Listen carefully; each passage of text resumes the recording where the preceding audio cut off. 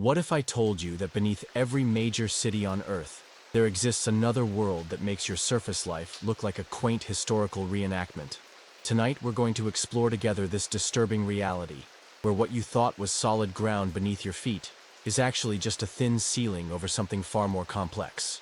The gentle sound of rain will accompany us on this journey through discoveries that might not be as fictional as you'd hope.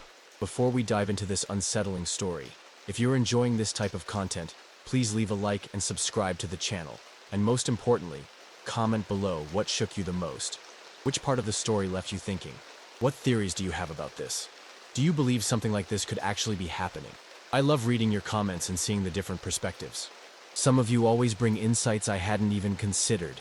This really helps us continue bringing these stories that make us question reality. Now, dim the lights, maybe turn on a fan for that gentle background hum. If it's cold, grab a cozy blanket, feel the relaxing sound of rain, and let's begin tonight's journey together.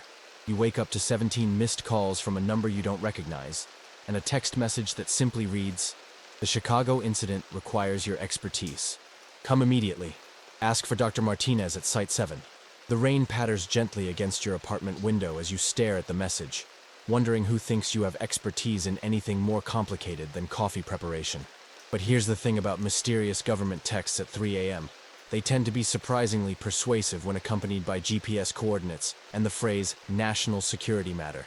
So you find yourself driving through empty streets while rain creates hypnotic patterns on your windshield, heading toward what your phone claims is a construction site, but looks more like a small military operation.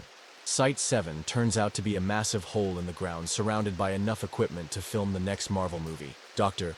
Martinez, a woman in her 50s with the exhausted expression of someone who's been staring into an abyss for too long, greets you with coffee that tastes like it was brewed during the Clinton administration.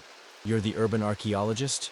she asks, though you're pretty sure your LinkedIn profile specifically says freelance historical researcher with a focus on municipal development patterns. Close enough, apparently. The rain continues its steady rhythm as Dr. Martinez explains that 3 days ago, workers breaking ground for a new McDonald's accidentally punched through into what can only be described as a reception hall. Not a cave, not a basement, not some forgotten subway tunnel. A designed, constructed, actively maintained reception hall with working electricity and what appears to be a welcoming committee. Working electricity, you repeat, because apparently your brain has latched onto the least shocking part of this revelation. And air conditioning, Dr. Martinez adds helpfully. Climate controlled to exactly 72 degrees. The welcome mat says, "Surface visitors please report to information desk in 7 languages, including 3 we haven't been able to identify yet." The hole in question is about 15 feet across and apparently descends much further than anyone has been willing to explore. Peering over the edge while rain creates a natural percussion section overhead, you see lights, not emergency lighting or construction floods, but warm, residential-style illumination that suggests someone has been paying the electric bill down there for quite some time. The construction crew, you ask, currently in a secure debriefing facility trying to explain to federal agents why they didn't immediately report finding what appears to be a fully functioning underground lobby. Dr. Martinez explains. One of them apparently accepted a complimentary beverage from someone who emerged from an elevator that definitely wasn't there when they started digging. The absurdity is almost comforting. You've spent years studying urban development, municipal planning records, and construction permits. You know exactly what's supposed to be under every major intersection in Chicago. Spoiler alert, it's not supposed to be a hospitality industry. So why me, you ask, watching rain pool at the edges of the excavation site? Because, Dr. Martinez says, handing you a tablet full of what appear to be architectural surveys. According to our preliminary scans, this isn't just one building. It's an entire district, possibly an entire city. And someone needs to figure out how you build a city underneath Chicago without anyone noticing. The tablet shows sonar readings that look like a child's drawing of a metropolis, if the child was very talented and also completely insane. Structures extending in all directions, multiple levels, what appear to be transportation networks, and possibly parks, underground parks. Because apparently, whoever built this place believed in maintaining proper work-life balance even while living in secret. Some theorists believe. Dr. Martinez continues while the rain provides a soothing backdrop to this increasingly surreal conversation, that major cities worldwide may have been built specifically to conceal pre-existing underground civilizations, rather than underground tunnels being added after surface construction. The implications of that statement settle over you like a cold rain. Every foundation you've studied, every municipal record you've reviewed, every urban planning decision that never quite made sense. What if they were all elaborate cover stories? There's more, Dr. Martinez adds, because apparently today is the day you discover that reality has been operating on a subscription model and you've only been getting the basic package. Similar discoveries have been reported in New York, London, Tokyo, and Sao Paulo, all within the last 6 months. All by construction crews working on, specifically, fast food restaurants. The rain intensifies as if the sky itself is commenting on the absurdity of this revelation. McDonald's, apparently, has become humanity's accidental archaeology department. You look back down into the hole, where warm light continues to emanate from what should be solid earth. Somewhere below, an elevator plays what sounds like smooth jazz versions of pop songs you recognize. Someone down there has opinions about ambiance. What do they want? You ask. Unknown, Dr. Martinez replies. But they've been remarkably patient about our intrusion, almost like they were expecting it. The information desk apparently has brochures. The rain continues its gentle percussion as you realize you're about to descend into a discovery that will either revolutionize human understanding of civilization or land you in a psychiatric facility with really interesting stories that no one will believe. The equipment manifest includes full communication gear, emergency supplies, and what our legal department insists on calling cultural exchange protocols, Dr. Martinez explains. Plus, they've installed a rather nice temporary elevator system. Very considerate of them. Standing at the edge of this impossible discovery while rain creates the perfect soundtrack for cognitive dissonance, you understand that you're about to step into a world that operates on rules no urban planning degree prepared you for. One more thing, Dr. Martinez calls as you approach the elevator that definitely wasn't installed by any city contractor. They've been sending up fruit baskets. Fresh fruit, daily, with compliments cards signed, "Your downstairs neighbors." The rain follows you to the elevator entrance, and you notice that whoever built this system included drainage specifically designed to handle surface precipitation. Because of course they did. Meanwhile, you find yourself stepping into an elevator that operates with the smooth efficiency of a luxury hotel, despite being installed in what was supposed to be solid bedrock 3 days ago. The rain above becomes a distant whisper as the doors close with a gentle chime that sounds suspiciously like the opening notes to The Girl from Ipanema. The elevator attendant, because of course there's an elevator attendant, is a woman in her 30s wearing what appears to be a uniform that combines the professionalism of a flight attendant with the casual approachability of a suburban tour guide. Her name tag reads, Jennifer, Surface Liaison, Northern District. First time visiting? Jennifer asks with the kind of genuine enthusiasm usually reserved for people showing off their vacation photos. The elevator descends at a rate that suggests you're traveling much further than the surface excavation would indicate possible. Is it that obvious? You respond, trying to process the fact that there's apparently enough underground infrastructure to warrant dedicated customer service positions. Well, you have that surface dweller expression, Jennifer explains, while the rain above fades to barely audible background percussion. That mixture of confusion and skepticism that says you've never considered that zoning laws might apply three-dimensionally. The elevator walls display what appear to be advertisements for underground services. Hydroponics fresh daily, efficient transit solutions, and cultural exchange programs, bridge building between surface and subsurface communities. It's like descending into a parallel universe where municipal services actually work properly. How long has this been here, you ask, gesturing generally at the existence of a functioning elevator system that shouldn't exist. The current infrastructure dates back to about 1847, Jennifer replies casually, as if she's discussing the weather rather than revealing that underground Chicago predates official Chicago by decades.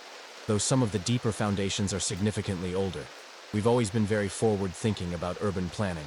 The elevator continues descending while you mentally recalculate everything you know about urban development. The Great Chicago Fire of 1871 suddenly takes on new implications when you consider that it might have been the perfect opportunity to rebuild the surface city to better conceal what was already happening below.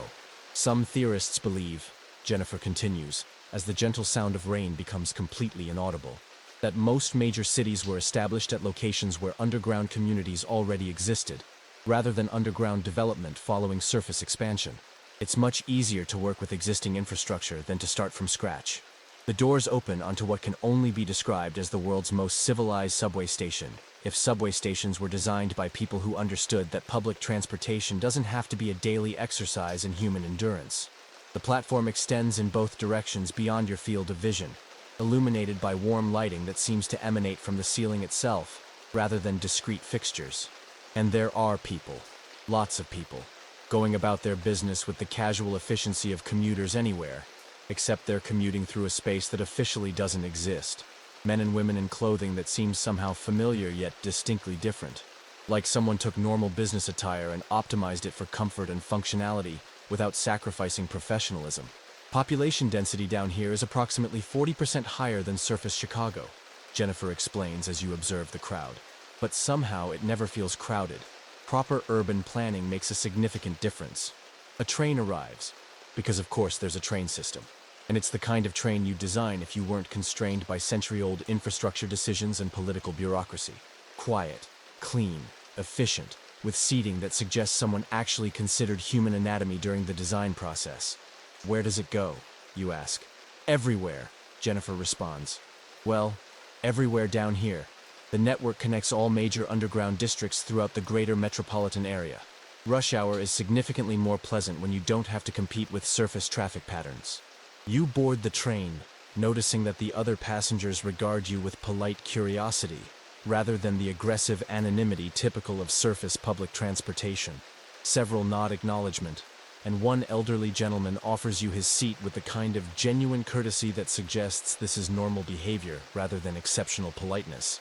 The train moves with the smooth acceleration of advanced magnetic levitation technology, which raises questions about how an underground civilization developed transportation systems more advanced than anything available on the surface. Through the windows, you see station after station, each apparently serving different underground districts. Financial district, underground commercial zone, residential levels 1 through 7, agricultural complex, Jennifer announces as stations pass. Next stop, Administrative Center, where you'll be meeting with Coordination Council for your formal introduction to subsurface municipal operations. The rain, now completely inaudible, seems like a memory from another world. The underground operates with the quiet efficiency of a society that solved urban planning problems surface cities still struggle with daily. The Administrative Center processes approximately 47,000 civic requests daily, Jennifer explains, as the train glides toward a station that looks like someone crossed classical architecture with modern efficiency and added a healthy dose of common sense. Property management, infrastructure maintenance, resource allocation, educational coordination, and surface interface protocols. You realize you're looking at a functioning municipal government that operates entirely outside official recognition, processing more daily civic business than many surface cities handle in a month. Surface interface protocols? You ask.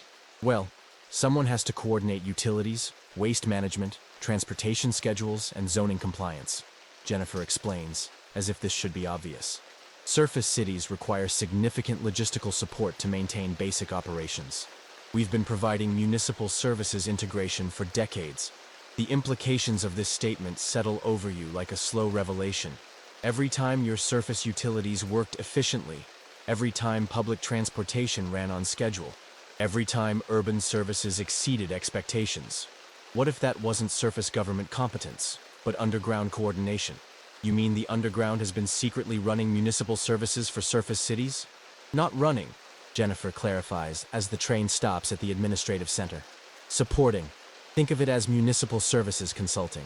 Surface governments handle policy and public relations. We handle logistics and implementation. The platform here is larger, more formal, with architecture that suggests this is the governmental center of a significant population. People move with the purposeful efficiency of public servants who actually enjoy their work and take pride in making things function properly. Some theorists believe, Jennifer says as you disembark, that effective municipal government requires the kind of long-term planning and infrastructure investment that surface political cycles make impossible. Underground administration operates on century-long development timelines. Rain no longer provides any soundtrack, as you're guided through corridors that demonstrate what government buildings would look like if they were designed for efficiency rather than intimidation. Natural lighting, logical navigation, comfortable seating areas, and information displays that actually provide useful information rather than bureaucratic confusion. The Coordination Council has been looking forward to this meeting, Jennifer mentions, as you approach doors marked Surface Relations Department, Integration and Cultural Exchange Division. They've been hoping for expanded cooperation between surface and subsurface civic operations. You're about to meet the government officials of a city that doesn't officially exist, to discuss cooperation between your world and a parallel civilization that's apparently been providing municipal support services for generations. The rain above becomes a distant memory as you prepare to discover exactly how much of your surface life has been quietly managed by people you never knew existed. Meanwhile, you find yourself sitting across from three individuals who manage what may be the most comprehensive demographic database in human history, while the memory of rain above ground becomes increasingly surreal compared to the controlled climate perfection surrounding you now. The Coordination Council chamber resembles what would happen if the United Nations Assembly Hall were designed by people who actually wanted to facilitate productive conversation rather than political theater. Counselor Adams, a woman in her 60s with the patient demeanor of someone who's spent decades managing complex logistics, slides a tablet across the table that displays numbers that fundamentally rewrite your understanding of global population distribution. Current subsurface population, 2,347,891 individuals across 47 metropolitan areas, she announces, with the casual tone of someone discussing quarterly budget reports.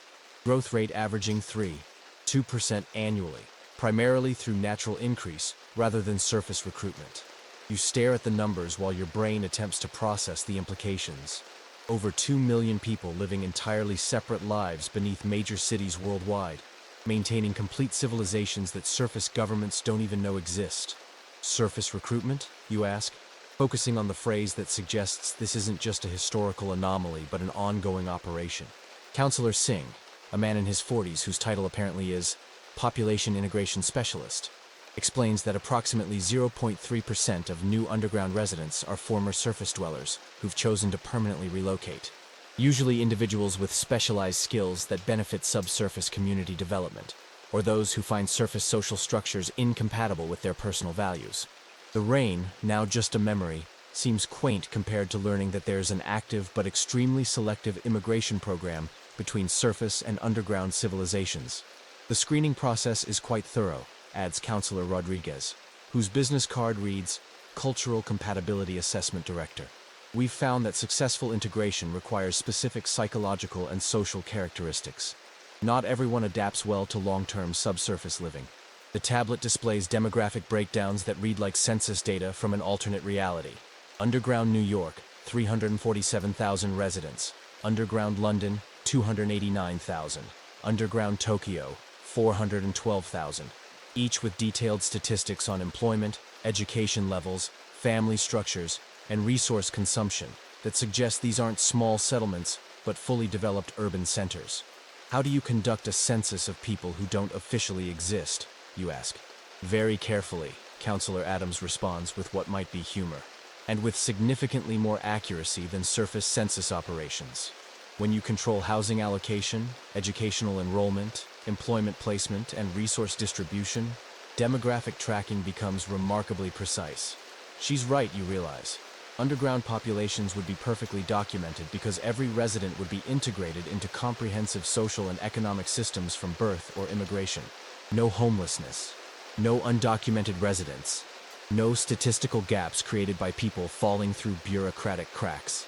The average underground resident, Counselor Singh explains while displaying detailed quality of life metrics, lives 12.7 years longer than surface equivalents, receives 16 years of education compared to surface average of 12.4 years, and reports satisfaction ratings that exceed surface measurements in every category we track. The statistics read like someone describing a utopian social experiment, except they're discussing the daily reality of over 2 million people who've been living alternative lives beneath your feet for generations. Some theorists believe, Counselor Rodriguez notes, that optimal human social organization requires population sizes between 50,000 and 400,000 individuals. Large enough for specialization and cultural development, small enough for genuine community cohesion. Surface cities exceed optimal population density, while underground cities maintain demographic balance. The tablet shows underground city population distributions that cluster around 200,000, 300,000 residents each, suggesting someone has been applying serious social science research to urban planning rather than just allowing cities to grow organically until they become unmanageable. But the infrastructure requirements, you protest, housing, utilities, food production, waste management for over 2 million people, how do you maintain that level of operations without surface detection? Integration, Councillor Adams responds simply. Underground infrastructure connects to surface systems at thousands of integration points. Your surface utilities, transportation networks, communication systems, and supply chains incorporate subsurface capacity without surface operators understanding the full scope of what they're supporting. The implications are staggering. Surface cities aren't just receiving underground municipal support. They're essentially the visible portion of integrated urban systems where the majority of actual operations happen beneath ground level. Every major surface city operates at approximately 60% of its apparent capacity, Councillor Singh explains. The remaining 40% serves subsurface population through carefully managed resource-sharing agreements. Surface residents consume about 60% of total urban resources, while subsurface residents consume 40% through integrated distribution networks. You're learning that surface cities are essentially the tip of an iceberg, where most of the actual urban infrastructure and population exists below the visible waterline. Take Chicago, Councillor Rodriguez offers as an example. Official surface population, 2.7 million. Actual integrated urban system population, 4.1 million. Surface residents interact with subsurface operations daily without recognizing the integration. Your public transportation, utility services, waste processing, food distribution, and emergency services all incorporate subsurface coordination. The rain above ground, that gentle percussion that accompanied your surface life, suddenly seems like a sound from another world entirely. You've been living in a city that was mostly invisible to you, interacting with systems managed by people you didn't know existed. The subsurface populations maintain complete social, economic, educational, and cultural systems. Councillor Adams continues. Independent governance, autonomous resource production, self-contained recreational and cultural facilities. Integration with surface systems is purely logistical. We share infrastructure while maintaining separate societies. The tablet displays images of underground districts that look like idealized urban planning, residential areas with natural lighting and green spaces, commercial districts with local businesses, educational facilities that resemble university campuses, recreational areas including what appear to be parks and sports facilities. But why, you ask? Why maintain separate civilizations? Why not integrate completely? Historical precedent and philosophical differences, Councillor Rodriguez explains. Subsurface communities developed alternative approaches to social organization, economic systems, education, governance, and resource management. Complete integration would require one approach or the other to be abandoned. Councillor Singh adds, surface societies prioritize individual competition, economic growth, and technological advancement. Subsurface societies prioritize community stability, sustainable resource use, and long-term social development. Both approaches have merit, but they're fundamentally incompatible for complete integration. You're discovering that underground civilizations aren't just hiding from surface detection. They're preserving alternative ways of organizing human society that surface cultures might find threatening or incomprehensible. Some theorists believe, Councillor Adams notes, while the controlled underground climate provides perfect comfort, that human civilization benefits from maintaining multiple approaches to social organization simultaneously. Surface and subsurface societies serve as backup systems for each other. The rain above becomes a distant memory as you contemplate living in a world where over 2 million people have been conducting a successful social experiment in alternative civilization right beneath everyone's feet. The next question, Councillor Rodriguez says, is whether you're ready to learn how subsurface societies actually function on a daily basis. Because everything you've learned so far is just demographic overview. Standing in a chamber that serves as the governmental center for a hidden civilization of millions, you realize that your understanding of human society has been fundamentally limited to just the visible surface layer of a much more complex reality.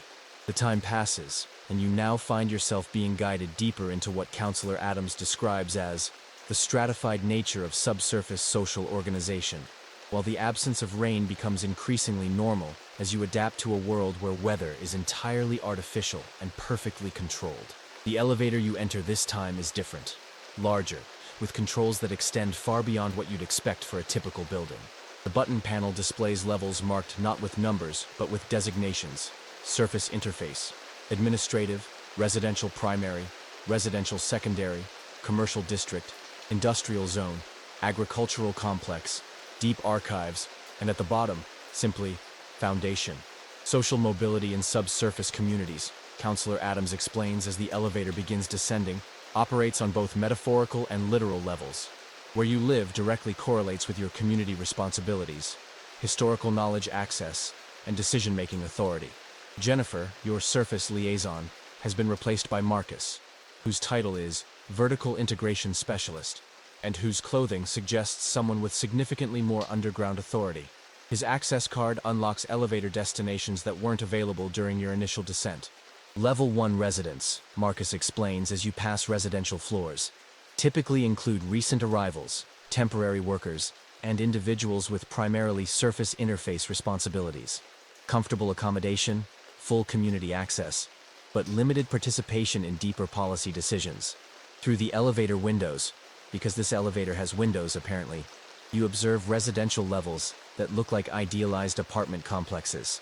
Clean, spacious, well-lit, with communal areas that suggest genuine community interaction, rather than the anonymous coexistence typical of surface apartment living. Level 2 through 4 residents represent the majority of subsurface population, Marcus continues. Established community members with specialized skills, family units, individuals who've completed cultural integration processes. They participate in local governance, educational systems, and community planning. The residential levels become progressively more elaborate as you descend. Level 4 apartments have private balconies overlooking underground parks with genuine trees and natural lighting systems that mimic seasonal changes. It's like someone designed urban living from scratch without the constraints of surface real estate economics. Some theorists believe, Marcus notes while the controlled climate maintains perfect comfort, that vertical social organization reflects natural human tendency toward hierarchical community structure, but without the resource competition that creates surface social inequality. Level 5 represents what Marcus calls deep community integration, residents who've lived underground for decades, often second or third generation subsurface dwellers. Their residential areas include private homes with yards, albeit yards that exist in vast underground chambers with artificial skies so convincing you have to remind yourself you're hundreds of feet below street level. These residents, Marcus explains, participate in inter-community coordination, surface relations policy, long-term infrastructure planning, and cultural preservation programs. They're essentially underground civic leaders. The elevator continues descending past levels that suggest a society far more complex than the simple hidden community you initially imagined. Level 6 residents live in what appear to be estates, large private homes with extensive grounds, libraries, workshops, and facilities that suggest both significant personal space and serious professional responsibilities. Level 6 through 8 residents, Marcus explains, manage subsurface infrastructure, coordinate with surface systems, oversee resource production and distribution, and maintain historical archives. They're typically individuals with decades of specialized experience and proven community leadership. You realize you're observing a meritocratic society where social position correlates with community contribution and historical knowledge, rather than inherited wealth or surface economic status. But Level 9 and Foundation level, Marcus continues as the elevator passes floors marked Restricted Access and Historical Preservation Zone, represent something entirely different. These are areas for individuals who maintain institutional memory dating back centuries, coordinate global subsurface operations, and preserve knowledge that predates current surface civilizations. The elevator stops at Level 8, which Marcus explains is the deepest level accessible without special authorization. The architecture here feels ancient, yet maintained, with stone construction that suggests this level predates the upper residential and administrative areas by significant time periods. Level 8 residents, Marcus explains as you walk through corridors lined with what appear to be historical artifacts, are typically scholars, historians, cultural preservationists, and individuals responsible for maintaining continuity between subsurface communities worldwide. They're often people who've dedicated their entire lives to understanding and preserving subsurface civilization. You meet Dr. Elizabeth Chen, a Level 8 resident whose apartment doubles as a research library containing documents, artifacts, and historical records that span centuries.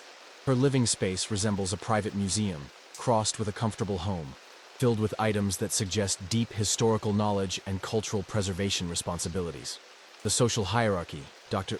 Chen explains while serving tea in cups that appear handcrafted rather than mass-produced, developed organically based on community needs and individual capabilities rather than imposed economic structures. People naturally gravitate toward levels that match their skills, interests, and desired community involvement.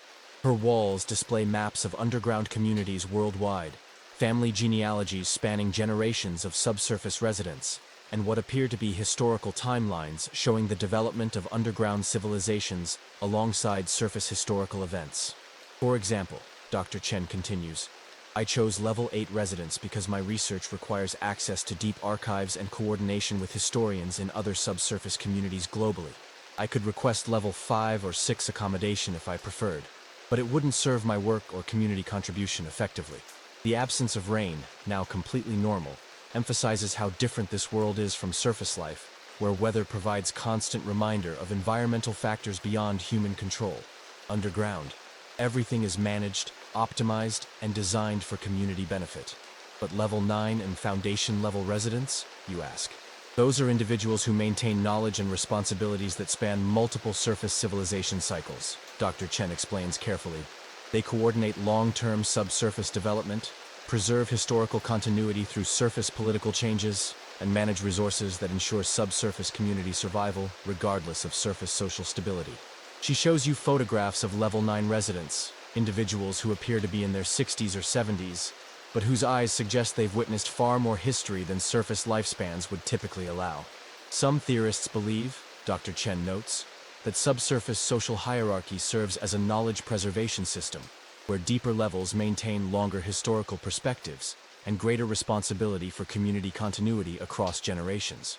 You're beginning to understand that underground social structure isn't just about living arrangements. It's a system for preserving human knowledge, culture, and social organization across time periods that surface societies rarely plan for. The deepest residents, Dr. Chen explains, have access to historical records, resource management systems, and coordination networks that span centuries. They're essentially the institutional memory of human civilization, maintaining continuity through surface wars, political changes, economic collapses, and social transformations. Marcus returns to guide you back to upper levels, but the implications of what you've learned follow you into the elevator. Underground society isn't just an alternative to surface living. It's a backup system for human civilization itself, with social organization designed to preserve knowledge and community stability across historical periods that would destroy surface societies. Tomorrow, Marcus says as the elevator ascends, you'll learn how this social structure translates into daily economic activity. Because maintaining a civilization of this complexity requires economic systems that operate entirely outside surface financial structures. The controlled climate and artificial lighting provide perfect comfort as you process the realization that you've discovered not just a hidden society, but a parallel human civilization, organized on principles that prioritize long-term survival and knowledge preservation over short-term economic growth. Meanwhile, you find yourself in what can only be described as the world's most sophisticated employment office, where the gentle hum of perfectly controlled ventilation has completely replaced any memory of natural weather patterns, and where the job postings read like something from an alternate universe. Director Sarah Williams, whose business card identifies her as Surface-Subsurface Economic Integration Coordinator, sits behind a desk displaying multiple screens showing real-time economic data that spans both surface and underground economies simultaneously. The numbers reveal an economic relationship so intricate, it makes international trade look like a neighborhood bake sale. The fundamental principle, Director Williams explains while pulling up charts that show financial flows you never knew existed, is that surface economies require far more labor than surface populations can efficiently provide, while subsurface communities possess specialized skills and productivity capacity that exceed our internal economic needs. The first screen shows what she calls ghost employment statistics. Over 400,000 underground residents currently working surface jobs through identity management systems, so sophisticated they make witness protection programs look amateur. Underground resident David Martinez, she points to a case study, officially works as a software engineer for Microsoft's Seattle office. Practically, he performs all job responsibilities from underground Seattle, commutes to surface only for essential meetings, and maintains productivity levels 34% higher than surface equivalent employees. You're learning that thousands of surface jobs are actually performed by underground workers who've mastered the art of appearing to be surface employees while operating from hidden facilities with superior infrastructure and working conditions. But how do you maintain surface employment without surface residence, you ask? Identity Coordination Services, Director Williams responds, as if this should be obvious. Underground residents who choose surface employment receive comprehensive identity support, surface mailing addresses, telephone services, social media presence management, and professional network maintenance. The second screen displays what appears to be a customer service operation, unlike anything you've seen. Hundreds of workstations where underground residents provide technical support, customer service, financial analysis, creative services, and professional consultation to surface businesses that have no idea their workforce is operating from hidden facilities. Surface businesses receive superior service quality, Director Williams explains, because underground workers operate without typical surface employment stresses: no commuting, optimal working conditions, comprehensive health care, community support systems, and economic security that allows focus on work quality rather than job security concerns. The setup is brilliant, you realize.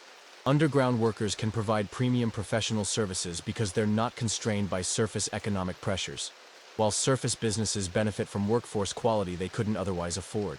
The financial flows, Director Williams continues, showing charts that track money movement, create perfect economic symbiosis.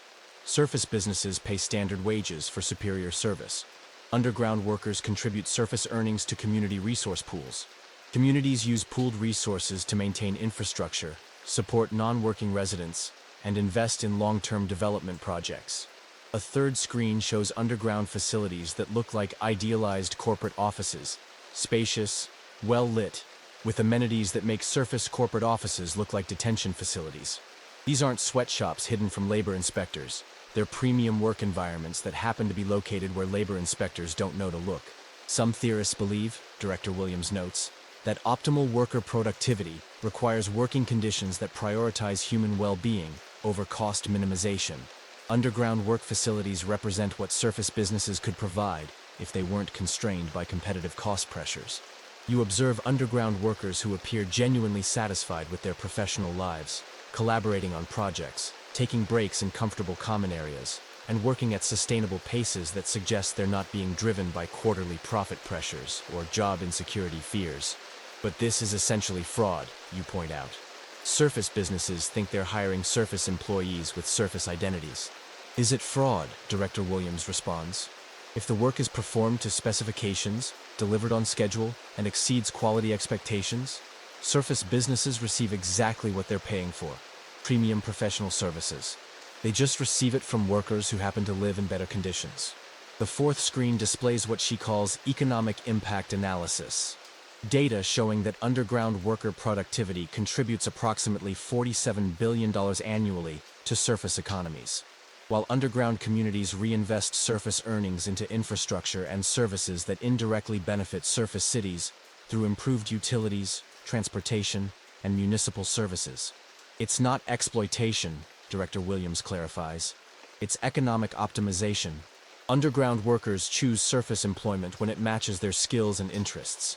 Surface businesses receive superior workforce quality. Both communities benefit from economic cooperation. You're shown underground professionals who telecommute to surface jobs in finance, technology, creative industries, consulting, and specialized services. They work normal hours, participate in surface professional networks, attend virtual meetings, and maintain career advancement just like surface employees. Except they do it all from facilities that surface HR departments could never afford to provide. The time passes, and you now find yourself descending even deeper into what Director Williams describes as the agricultural miracle that feeds two civilizations simultaneously, while the complete absence of natural weather becomes increasingly irrelevant compared to discovering that your food supply has been secretly managed by an underground farming operation of staggering sophistication.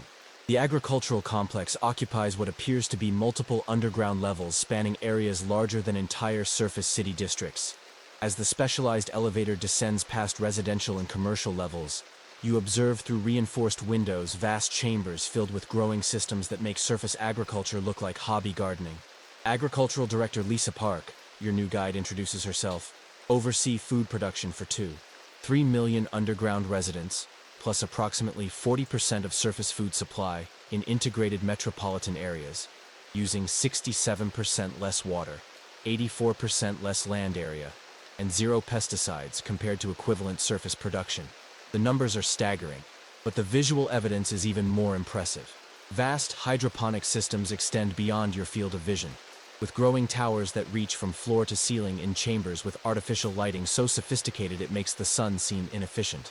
Level A through E agricultural facilities, Director Park explains as you walk through climate-controlled growing areas, produce staple crops, grains, vegetables, fruits, legumes. Level F through H facilities handle protein production, fish farming, poultry, small livestock. Level 1 specializes in experimental crops and nutrition optimization research. You're observing agricultural systems that operate like factories, except instead of manufacturing products, they're manufacturing food with precision, efficiency, and quality control that makes surface farming look chaotic and wasteful. But how does underground food production reach surface markets, you ask? Integration logistics, Director Park responds while showing you processing facilities where underground grown food is packaged with surface agricultural branding. Underground production supplements surface agriculture through wholesale distribution networks. Surface grocery stores stock products that combine surface and subsurface agricultural output. The revelation hits you. Significant portions of your daily food consumption have been produced by underground agricultural systems operating entirely outside surface agricultural economics. Whole Foods, Trader Joe's, Kroger, Safeway. Director Park lists major grocery chains purchase approximately 30–40% of their fresh produce from distribution networks that include underground agricultural output. They're aware they're purchasing premium quality products at competitive prices. They're not aware of production location. You walk through facilities where underground agricultural workers tend crops with the focused attention of craftspeople, rather than the industrial efficiency demanded by surface commercial agriculture. The working conditions suggest that food production, when freed from surface economic pressures, becomes a form of skilled artisanship.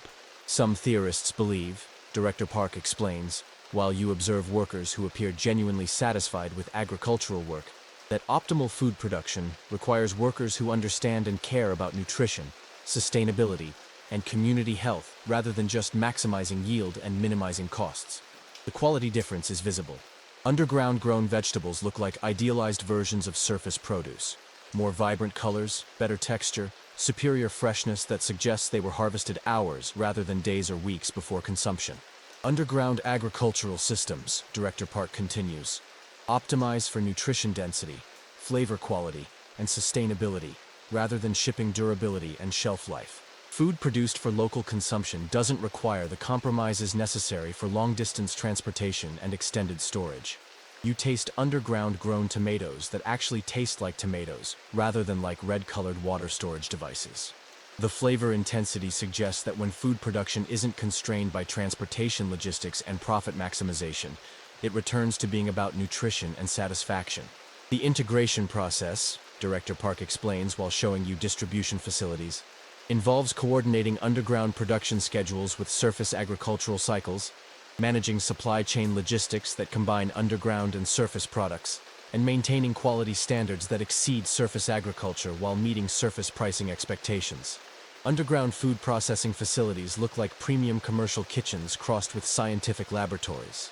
Food safety standards that exceed surface requirements, quality control that tests nutrition content rather than just appearance, and processing methods that preserve nutritional value rather than just extending shelf life. Underground agricultural workers, Director Park notes, include surface refugees with agricultural backgrounds, second-generation underground residents trained in advanced growing techniques, and specialists in nutrition science, sustainable agriculture, and food system optimization.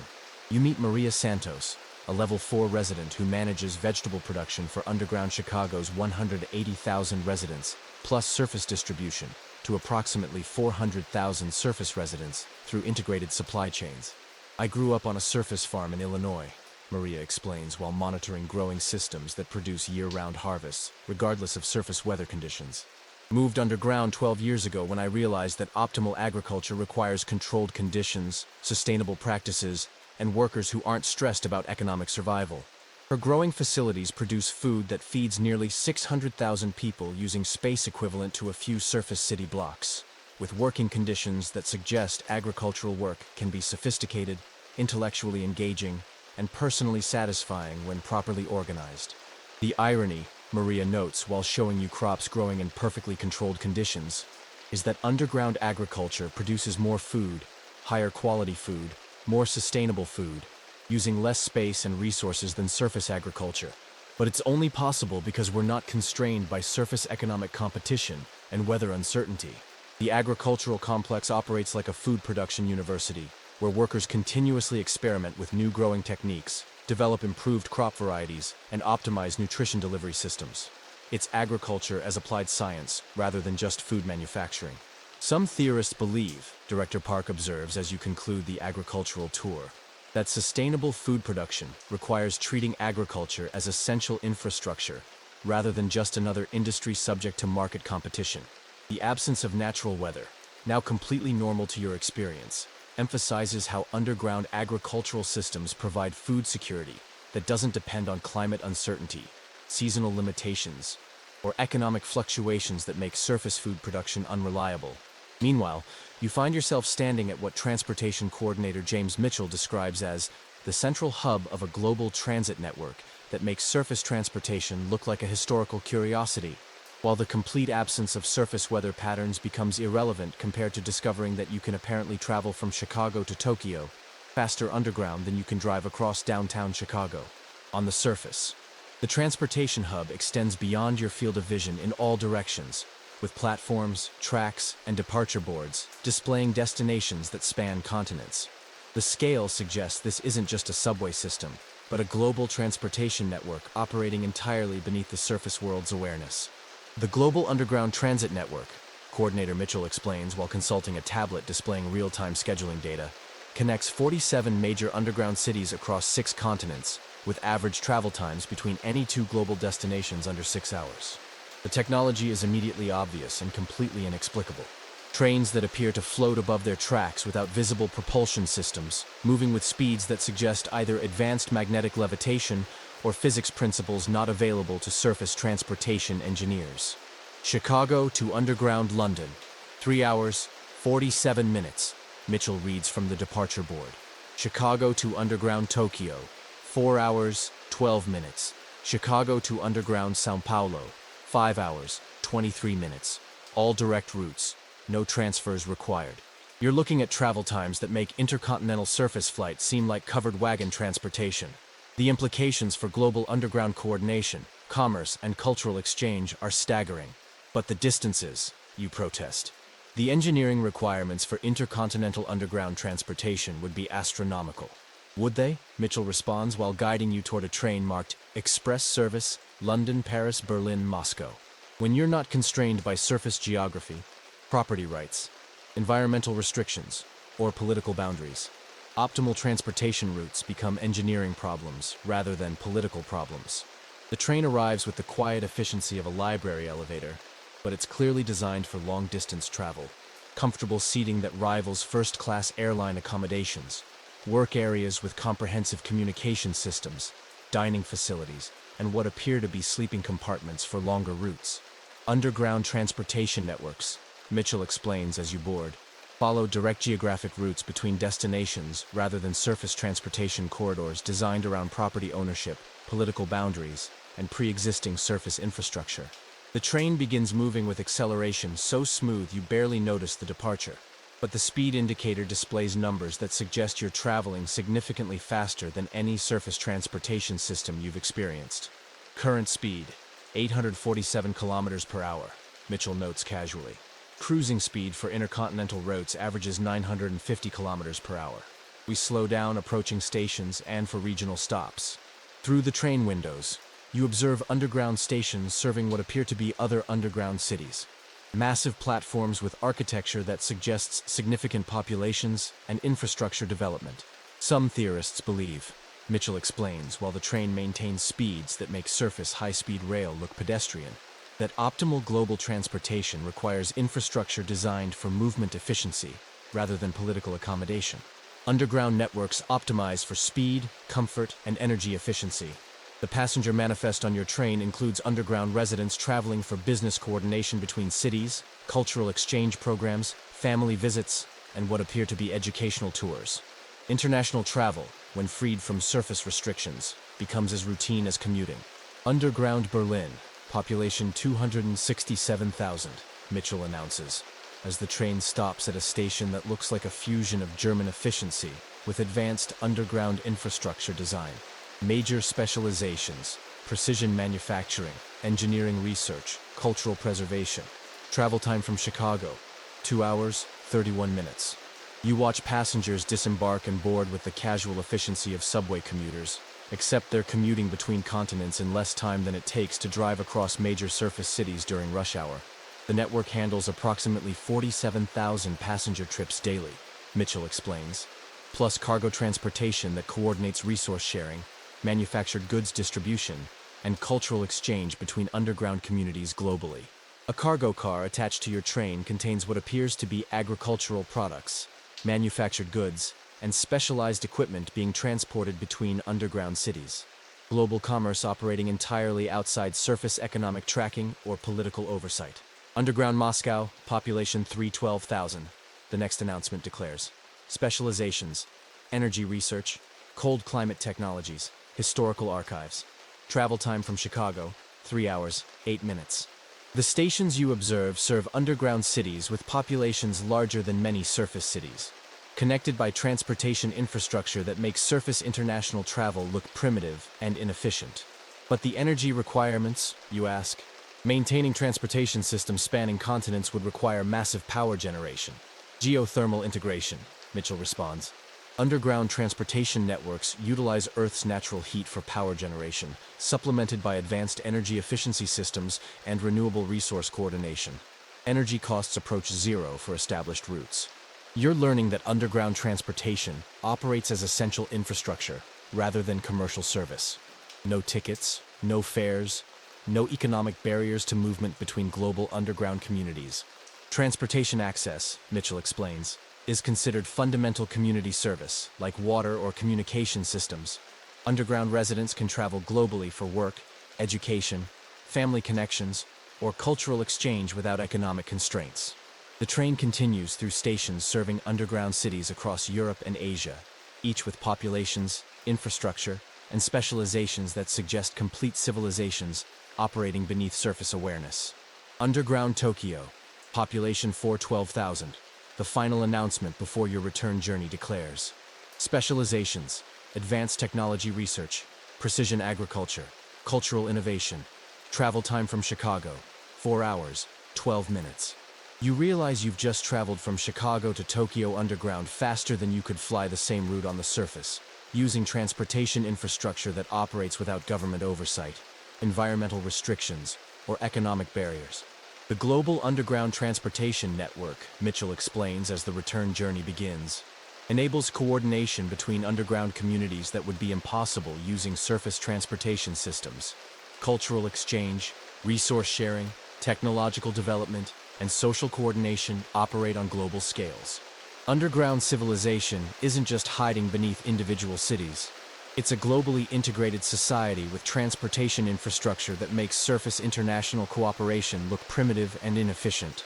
Some theorists believe, Mitchell notes as the train speeds back toward Chicago, that optimal human civilization requires global integration capabilities that surface political and economic systems make impossible.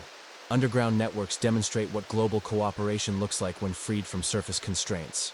The journey back to Chicago takes exactly 4 hours, 12 minutes, during which you process the implications of discovering that a globally integrated underground civilization has been operating beneath surface awareness, connected by transportation systems that make surface international travel look like historical curiosity. The time passes, and you now find yourself in what can only be described as the world's most comprehensive surveillance operation, where the complete absence of natural weather has become irrelevant compared to discovering that every surface dweller's daily activities have been meticulously documented by underground observers for decades. Director Patricia Wong, whose official title is Surface Behavioral Analysis Coordinator, sits before a wall of monitors displaying real-time feeds from what appears to be every public space, intersection, commercial district, and residential area in Chicago. The scale of observation makes government surveillance programs look like amateur hobby projects. The Surface Monitoring Division, Director Wong explains while displays show thousands of surface residents going about their daily routines completely unaware they're being observed, maintains comprehensive behavioral databases on approximately 847 million surface dwellers across monitored metropolitan areas globally. The monitoring setup is both sophisticated and unsettling. Multiple screens track individual surface residents through their daily routines, with detailed behavioral analysis, social interaction patterns, consumption habits, travel routes, and what appears to be predictive modeling of future activities.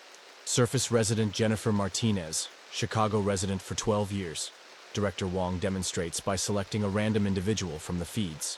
Works as marketing coordinator, shops at Whole Foods on Tuesdays, meets friends for dinner on Fridays, exercises at LA Fitness 3 times weekly, demonstrates consistent purchasing patterns that indicate stable financial status and predictable lifestyle preferences. You're looking at surveillance data so detailed it makes social media tracking look superficial. Underground observers have been cataloging surface behavior with scientific precision, creating behavioral profiles more comprehensive than anything surface residents create about themselves. But why, you ask? Why monitor surface populations so extensively? Integration management, Director Wong responds as if this should be obvious. Successful coordination between surface and underground systems requires detailed understanding of surface behavioral patterns, resource consumption cycles, transportation usage, and social dynamics. A second wall of monitors displays what she calls predictive integration modeling, real-time analysis showing how surface activities affect underground systems and vice versa. When surface residents increase water usage, underground utilities automatically adjust capacity. When surface transportation patterns change, underground logistics adapt accordingly. Surface behavioral data, Director Wong explains, enables underground systems to provide municipal support services proactively rather than reactively. We optimize resource allocation, utility capacity, transportation scheduling, and service delivery based on detailed understanding of surface needs. The integration is so seamless that surface residents receive improved services without understanding why. When your surface utilities work efficiently, when public transportation runs smoothly, when municipal services exceed expectations, it's because underground systems are coordinating support based on comprehensive behavioral analysis. Monitor Station 47, Director Wong calls to an observer studying screens showing downtown Chicago pedestrian traffic. What's the current social interaction index for Loop District lunch patterns? Elevated social gathering activity indicates 23% above normal restaurant capacity demand, the observer responds. Underground food service coordination has been notified to increase delivery support to surface establishments through integrated supply chains. You're witnessing real-time municipal management that operates like city planning combined with behavioral science, where underground observers ensure surface cities function efficiently by predicting and meeting needs before surface residents realize they have them. Some theorists believe, Director Wong notes, that optimal urban management requires understanding resident behavior patterns at individual and aggregate levels. Surface municipal governments lack the analytical capacity for this level of civic coordination. The third monitor wall displays long-term behavioral trend analysis spanning decades. Underground observers have been tracking surface social changes, economic patterns, cultural shifts, and political developments with academic research precision. Surface Behavioral Evolution, 1987 to 2024. Director Wong shows charts tracking how surface social interaction patterns, work habits, consumption preferences, and lifestyle choices have changed over nearly 40 years. Underground coordination strategies adapt to surface behavioral changes to maintain optimal integration effectiveness. Underground civilization hasn't just been hiding. They've been conducting the most comprehensive sociological study in human history, using surface populations as unknowing research subjects while providing municipal services based on behavioral analysis. Individual behavioral profiles, Director Wong explains while displaying detailed dossiers on thousands of surface residents, enable underground systems to optimize service delivery at personal levels. Surface resident David Chen receives optimized utility services, transportation coordination, and municipal support tailored to his specific lifestyle patterns. You realize that your personal surface experience, when services worked well, when utilities were reliable, when municipal systems exceeded expectations, may have been the result of underground coordination based on detailed behavioral analysis of your daily routines. But this is massive invasion of privacy, you point out. Is it invasion? Director Wong responds. If the observation results in improved services, better municipal coordination, and enhanced quality of life for surface residents, surface populations benefit from underground behavioral analysis through superior civic services. The monitoring extends beyond basic municipal coordination. Underground observers track surface social problems, economic difficulties, health trends, and community needs, providing data that enables underground systems to address surface issues proactively. Surface resident Maria Thompson, single mother. Financial stress indicators, transportation difficulties. Director Wong demonstrates problem identification. Underground coordination provides enhanced municipal services, improved public transportation scheduling, utility cost optimization, community resource access, tailored to address specific challenges. Underground surveillance operates as social work combined with city planning, where detailed behavioral analysis enables targeted support for surface residents facing difficulties, delivered through improved municipal services rather than direct intervention. Observer Station 23, Director Wong calls to another monitor operator. Status on Lincoln Park Residential District evening activity patterns? Elevated social stress indicators suggest community conflict potential, the observer responds. Recommending enhanced police patrol coordination, improved street lighting, and community resource availability through surface municipal channels. Underground observers don't just monitor surface behavior. They actively coordinate surface municipal responses to prevent problems, resolve conflicts, and improve community conditions based on behavioral analysis that predicts needs before they become crises. The Surface Monitoring Division, Director Wong explains, operates as early warning system for surface social problems, enabling underground systems to coordinate municipal responses that address issues before they escalate into serious difficulties. You're learning that underground civilization functions as an invisible social safety net, providing enhanced municipal services, coordinated emergency responses, and targeted community support based on comprehensive behavioral analysis of surface populations. Some theorists believe, Director Wong observes, that effective civic management requires understanding and responding to citizen needs at levels of detail that surface political systems make impossible. Underground monitoring enables optimal municipal coordination. The surveillance infrastructure represents decades of investment in understanding surface human behavior, enabling underground systems to provide civic support services more effective than any surface government has achieved. Tomorrow, Director Wong announces, you'll learn how underground communities educate their children about surface life, develop technologies unknown to surface research, and maintain cultural traditions that span centuries. Because monitoring surface behavior is just the beginning of underground social sophistication. The complete absence of natural weather, now entirely normal to your experience, emphasizes how underground civilization operates with environmental control, social coordination, and technological capabilities that make surface civic management look primitive and ineffective. Meanwhile, you find yourself walking through what can only be described as an educational system designed by people who actually understand how human beings learn, while the memory of surface weather becomes completely irrelevant compared to discovering that underground children learn about your surface world as mythology, while developing intellectual capabilities that make surface education look like daycare. The underground educational complex spans multiple levels with facilities that make the most advanced surface universities look underfunded and poorly planned. Dr. Amanda Foster, whose title is Cognitive Development Coordinator, guides you through learning environments that suggest someone redesigned education from first principles, rather than accepting traditional limitations. Underground educational philosophy, Dr. Foster explains while you observe classrooms with optimal lighting, comfortable furniture, and teaching methods that prioritize understanding over memorization, focuses on developing analytical capabilities, creative problem solving, cultural knowledge, and community contribution skills, rather than competitive academic performance. The students you observe appear genuinely engaged with learning rather than enduring education.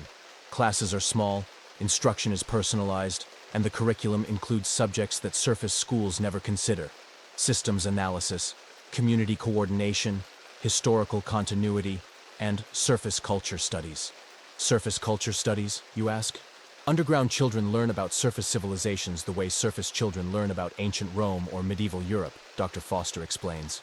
Historical civilizations, with interesting customs, social structures, and cultural practices, but not immediately relevant to daily life.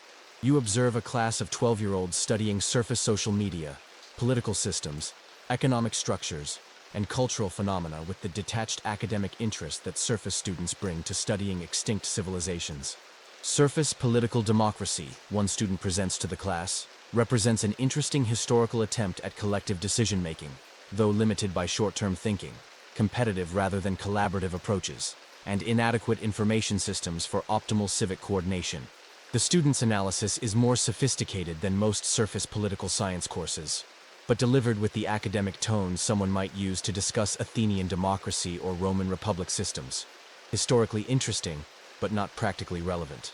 Underground children, Dr. Foster explains, develop analytical capabilities that enable them to understand surface social systems, while recognizing their limitations compared to underground organizational approaches.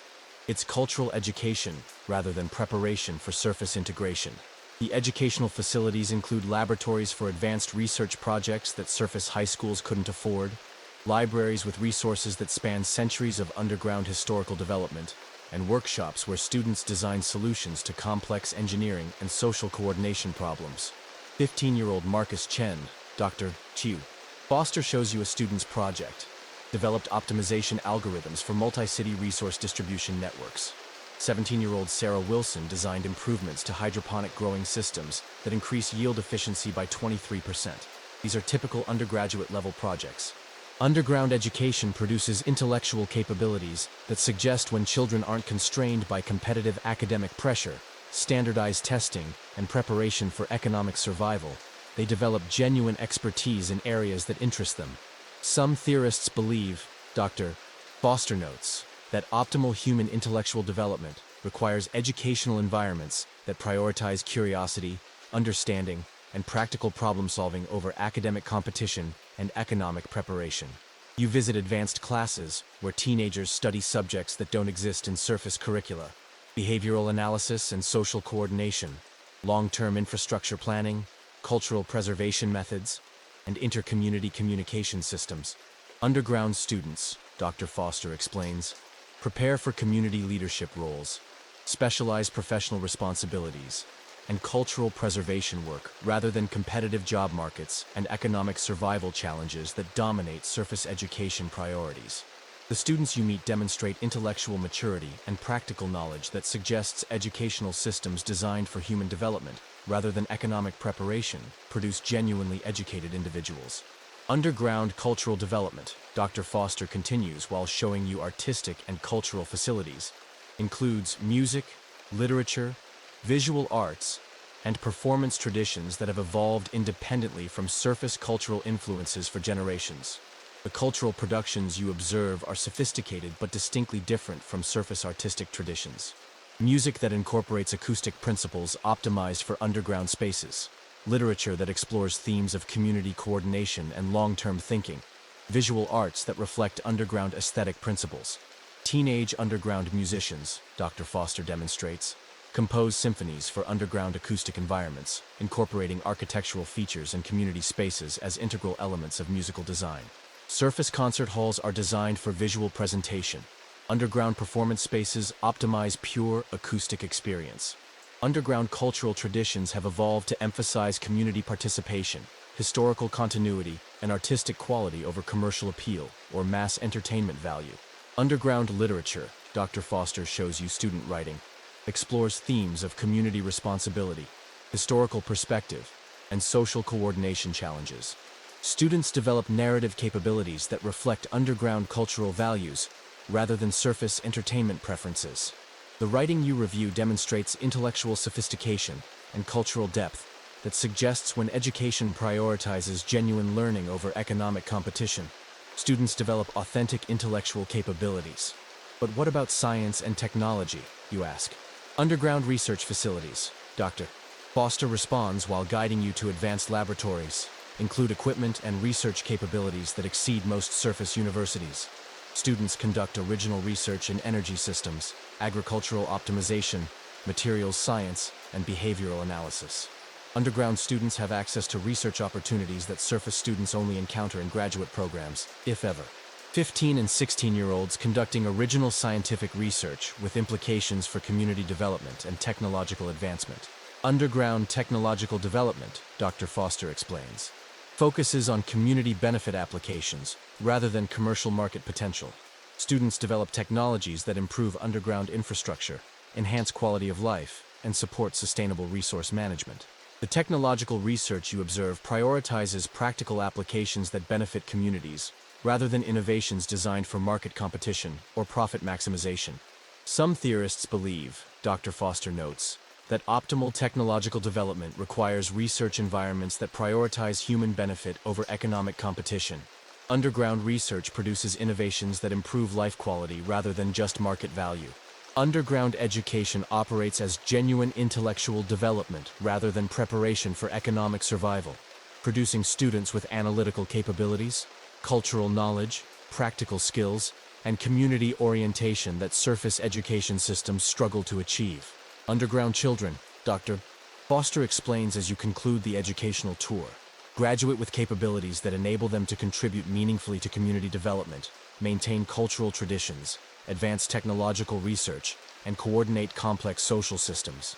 The students you've observed demonstrate intellectual maturity, practical competence, cultural sophistication, and community awareness that suggests educational systems designed for human development, rather than economic competition, produce genuinely educated citizens. Tomorrow, Dr. Foster announces, you'll learn how some underground residents have been living double lives on the surface for decades, gathering information while maintaining underground citizenship. Because education is just preparation for much more complex responsibilities. The controlled environment and optimal learning conditions emphasize how underground civilization has solved educational challenges that surface systems continue struggling with, producing students prepared for genuine community leadership rather than just economic survival. The time passes, and you now find yourself in what director Michael Rodriguez describes as the most sophisticated long-term social experiment in human history, while the absence of natural environmental variation becomes completely normal, compared to discovering that people you've known for years may actually be underground residents living elaborate surface personas. The Integration Research Division occupies facilities that look like a combination of university psychology department, theatrical rehearsal house section 5. Meanwhile, you find yourself in what can only be described as the world's most sophisticated employment office, where the gentle hum of perfectly controlled ventilation has completely replaced any memory of natural weather patterns, and where the job postings read like something from an alternate universe. Director Sarah Williams, whose business card identifies her as Surface-Subsurface Economic Integration Coordinator, sits behind a desk displaying multiple screens showing real-time economic data that spans both surface and underground economies simultaneously. The numbers reveal an economic relationship so intricate it makes international trade look like a neighborhood bake sale. The fundamental principle, Director Williams explains while pulling up charts that show financial flows you never knew existed, is that surface economies require far more labor than surface populations can efficiently provide, while subsurface communities possess specialized skills and productivity capacity that exceed our internal economic needs. The first screen shows what she calls ghost employment statistics. Over 400,000 underground residents currently working surface jobs through identity management systems, so sophisticated they make witness protection programs look amateur. Underground resident David Martinez, she points to a case study, officially works as a software engineer for Microsoft's Seattle office. Practically, he performs all job responsibilities from underground Seattle, commutes to surface only for essential meetings, and maintains productivity levels 34% higher than surface equivalent employees. You're learning that thousands of surface jobs are actually performed by underground workers who've mastered the art of appearing to be surface employees while operating from hidden facilities with superior infrastructure and working conditions. But how do you maintain surface employment without surface residents, you ask? Identity Coordination Services, Director Williams responds, as if this should be obvious. Underground residents who choose surface employment receive comprehensive identity support, surface mailing addresses, telephone services, social media presence management, and professional network maintenance. The second screen displays what appears to be a customer service operation, unlike anything you've seen. Hundreds of workstations where underground residents provide technical support, customer service, financial analysis, creative services, and professional consultation to surface businesses that have no idea their workforce is operating from hidden facilities. Surface businesses receive superior service quality, Director Williams explains, because underground workers operate without typical surface employment stresses: no commuting, optimal working conditions, comprehensive health care, community support systems, and economic security that allows focus on work quality rather than job security concerns. The setup is brilliant, you realize. Underground workers can provide premium professional services because they're not constrained by surface economic pressures, while surface businesses benefit from workforce quality they couldn't otherwise afford. The financial flows, Director Williams continues, showing charts that track money movement, create perfect economic symbiosis. Surface businesses pay standard wages for superior service. Underground workers contribute surface earnings to community resource pools. Communities use pooled resources to maintain infrastructure, support non-working residents, and invest in long-term development projects.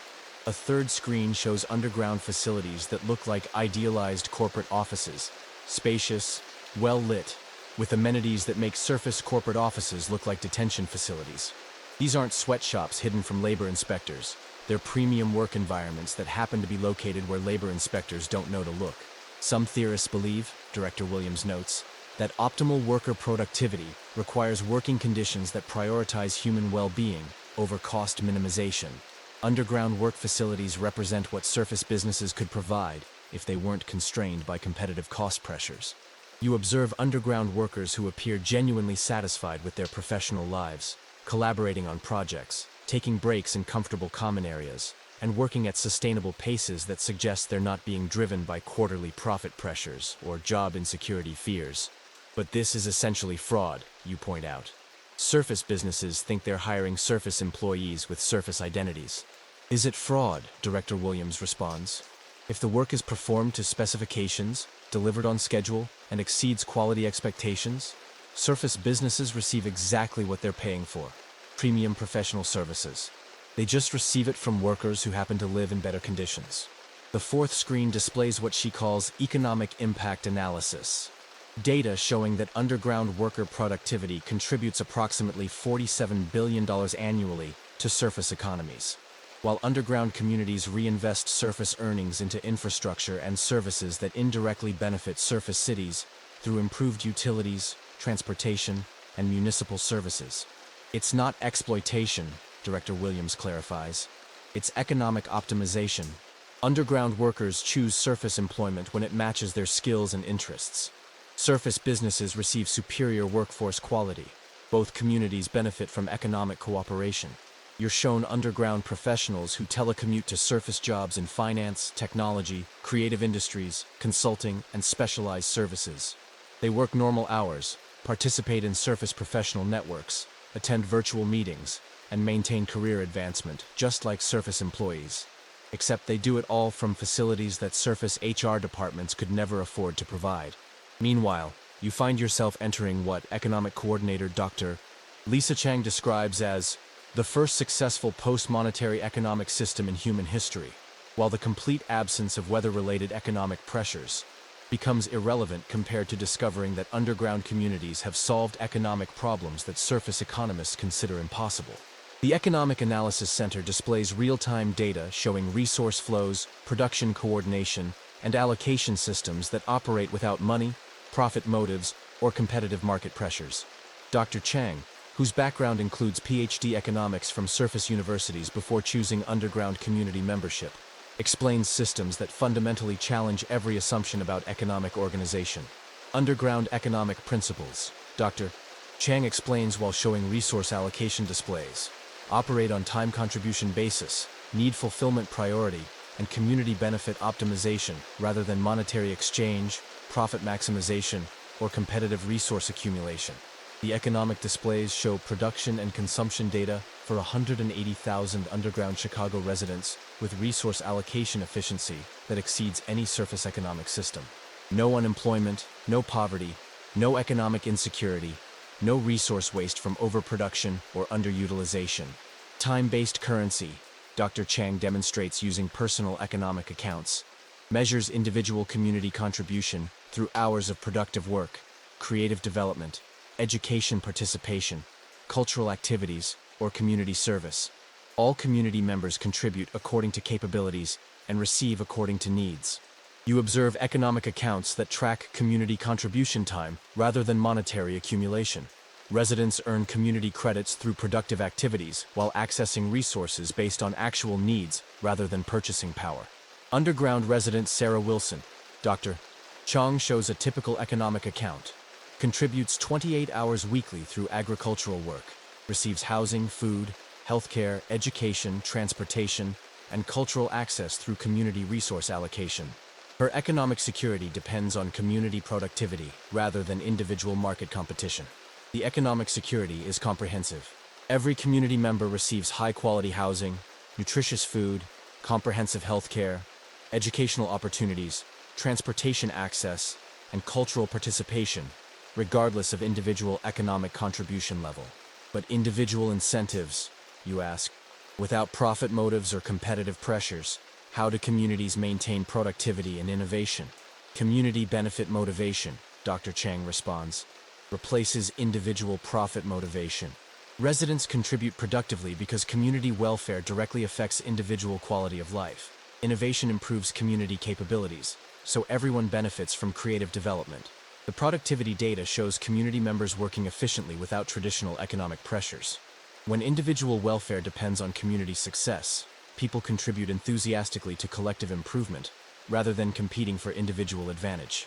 Underground production systems, Dr. Chang explains while showing manufacturing and service facilities, optimize for community need fulfillment and resource sustainability, rather than market profit and competitive advantage. Production matches consumption without waste from overproduction or artificial scarcity. Production facilities operate at optimal efficiency because they produce exactly what communities need, rather than what generates maximum profit. No waste from planned obsolescence, no overproduction for market competition, no resource allocation distortions from profit maximization.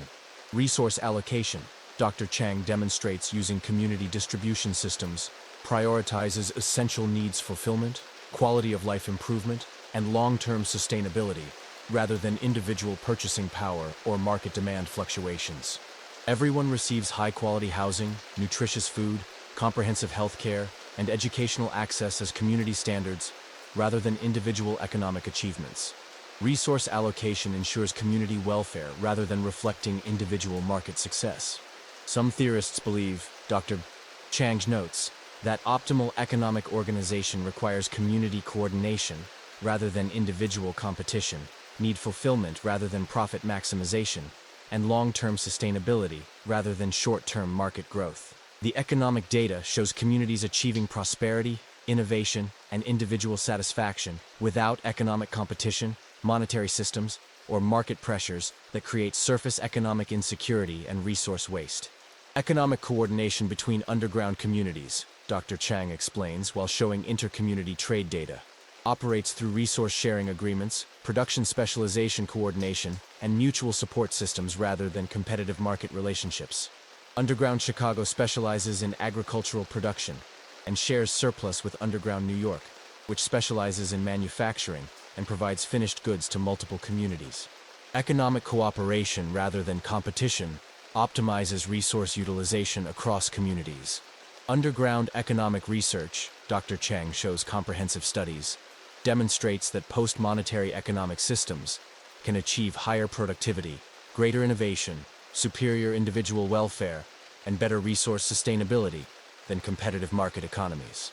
The research data spanning decades shows underground communities achieving economic outcomes that surface economists consider theoretically impossible: full employment, economic security for everyone, innovation without profit motives, and sustainable resource use. But transition challenges, you ask. How could surface economies adopt underground economic principles without complete social disruption? Gradual integration models, Dr.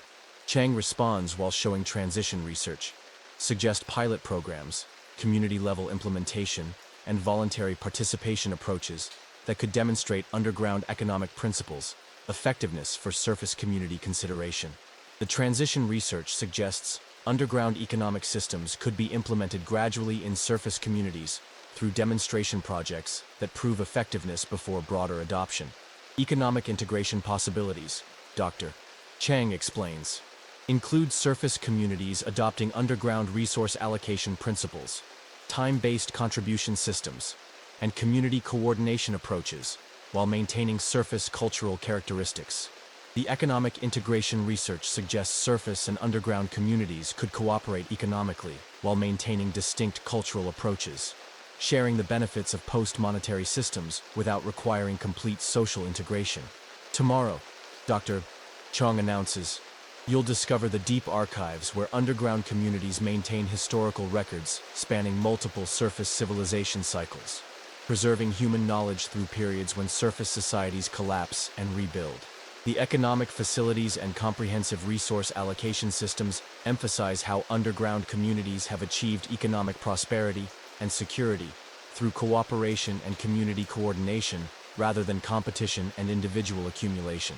Meanwhile, you find yourself descending deeper than you knew was possible into what Chief Archivist Dr. Elena Vasquez describes as the institutional memory of human civilization, spanning periods when surface societies existed, collapsed, and rebuilt multiple times, while the absence of surface environmental cycles becomes completely irrelevant compared to discovering that underground communities have preserved knowledge through historical catastrophes that surface civilizations never survived. The deep archives occupy the lowest accessible levels of underground infrastructure, with facilities that suggest not just decades of development, but centuries of continuous operation and knowledge preservation. Dr. Vasquez, whose age is difficult to determine but whose eyes suggest she's witnessed more history than surface lifespans typically allow, guides you through repositories that make the Library of Alexandria look like a neighborhood bookstore. The deep archives, Dr. Vasquez explains, while you observe storage systems extending beyond visual range, maintain comprehensive records of human technological development, cultural evolution, social organization experiments, and civilizational collapse patterns spanning approximately 800 years of continuous documentation. The scope is staggering. Not just underground community records, but detailed documentation of surface civilizations that existed, thrived, declined, and disappeared, while underground communities observed, recorded, and preserved their developments. Surface Civilization Cycle 7, Dr. Vasquez shows you historical records dating to what surface historians call the Renaissance period, achieved significant technological advancement, artistic development, and social organization sophistication before experiencing economic collapse, political fragmentation, and population decline between 1590 and 1630. You're looking at detailed records of European civilizations during periods when surface historical records are incomplete or contradictory, documented by underground observers who maintained continuous cultural and technological preservation. Underground communities, Dr. Vasquez explains, while showing preservation facilities with environmental controls that maintain documents across centuries, have existed through multiple surface civilization cycles, observing technological development patterns, cultural evolution processes, and collapse recovery timelines. The historical perspective is unprecedented.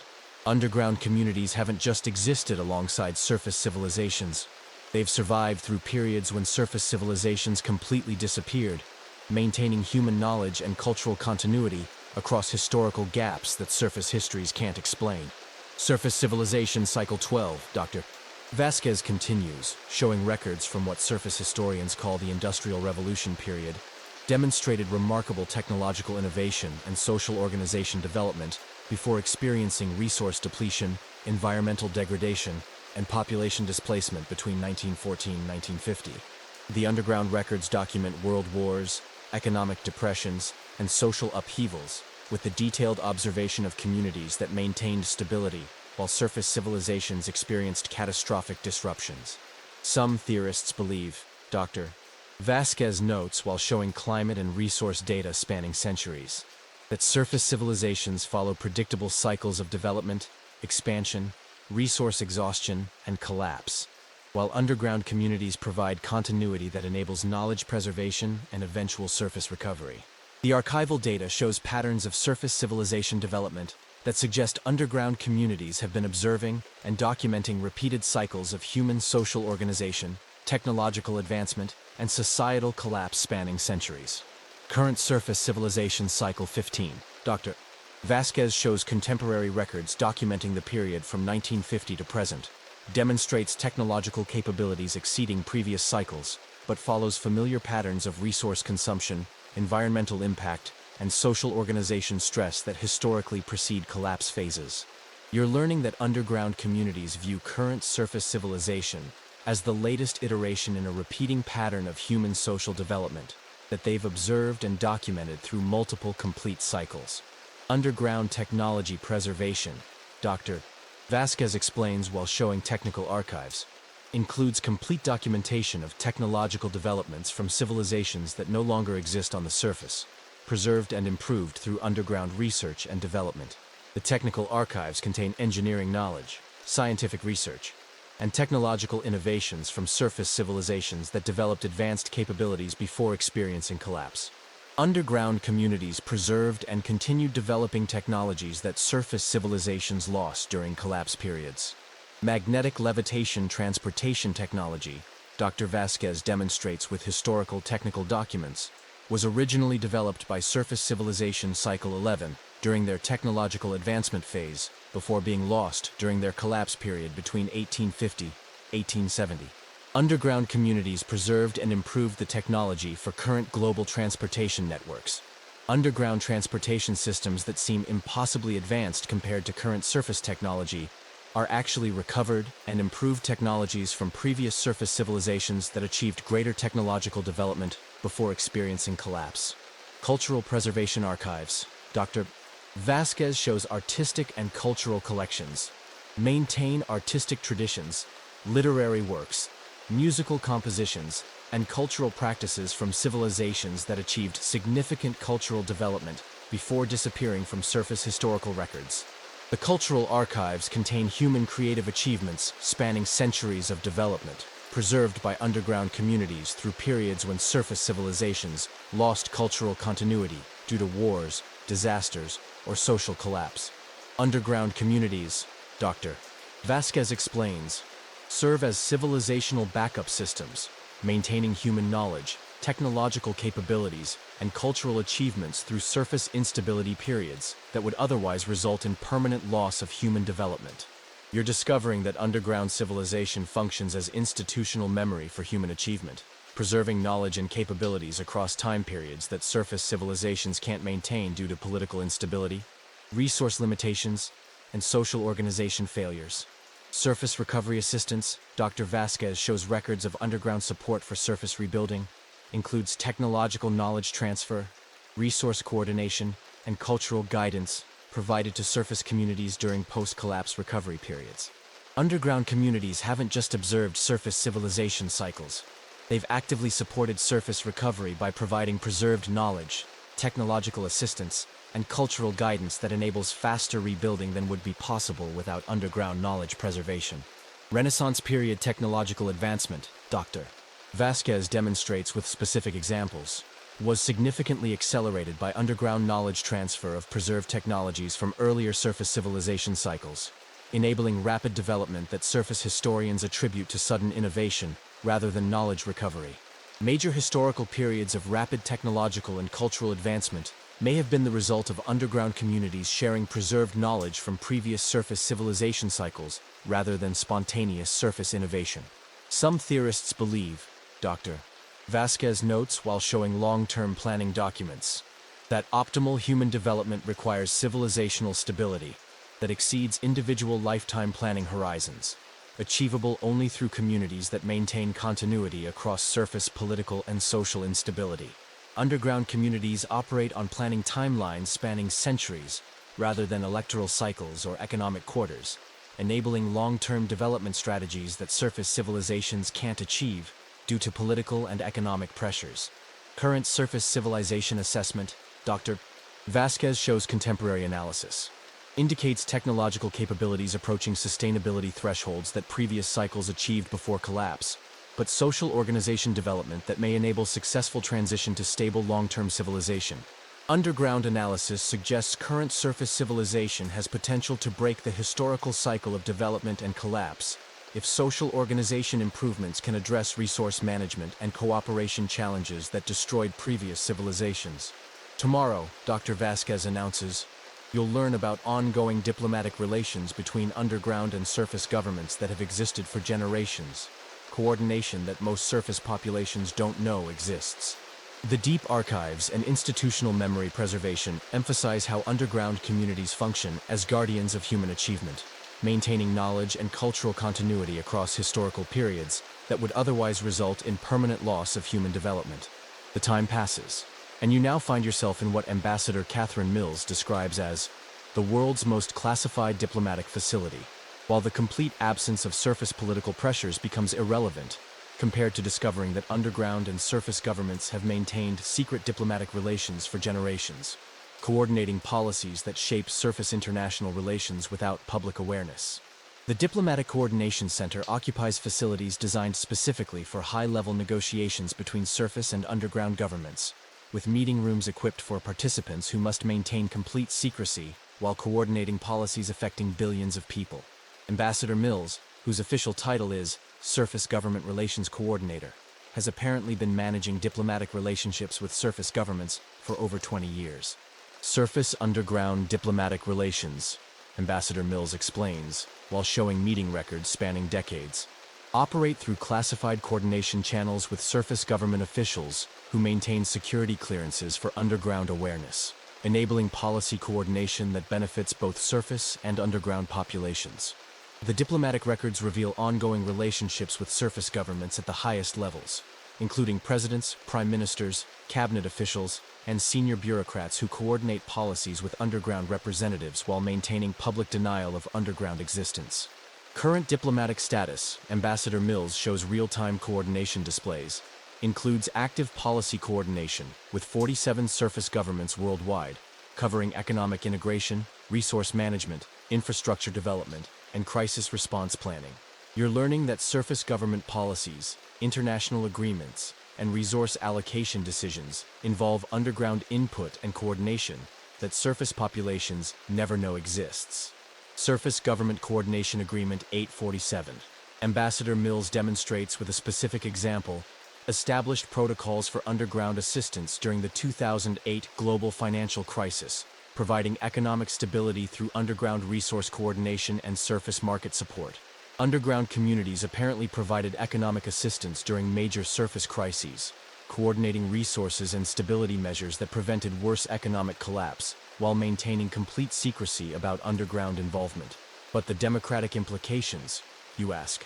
Surface populations voting for governments that coordinate secretly with civilizations they don't know exist.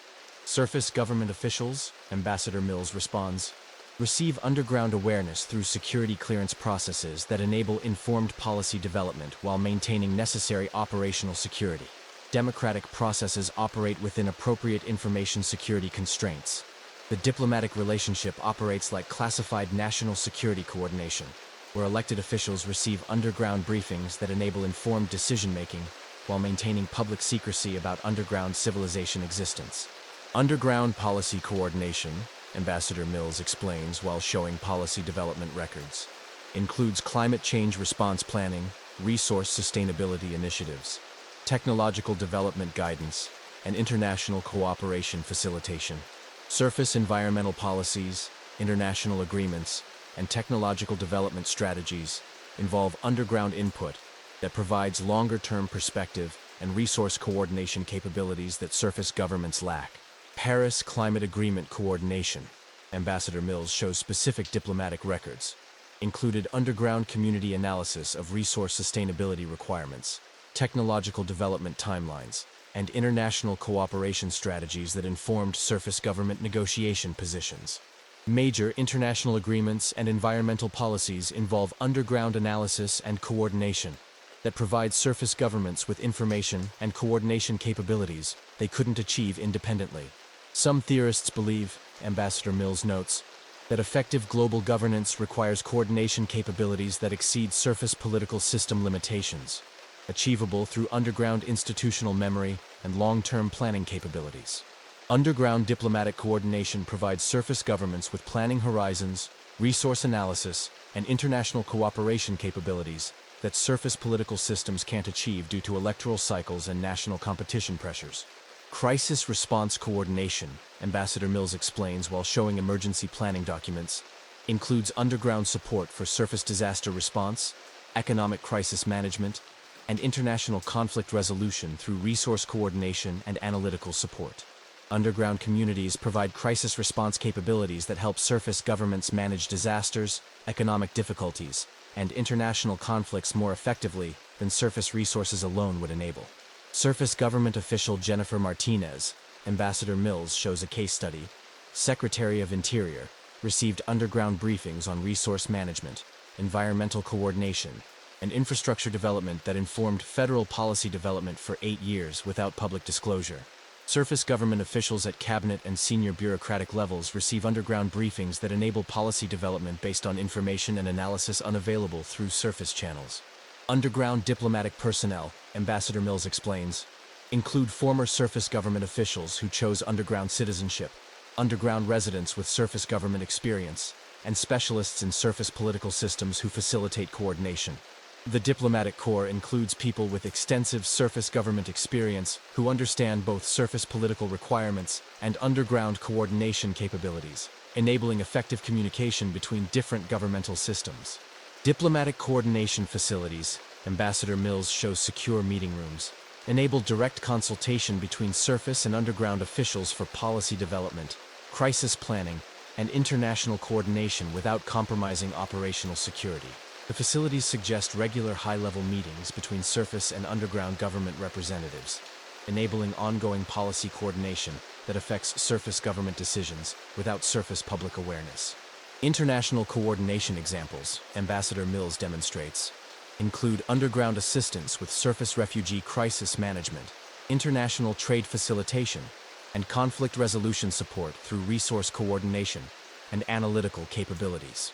Underground communities provide international assistance that helps surface governments address global challenges more effectively, contributing resources and analysis while maintaining secrecy about underground involvement.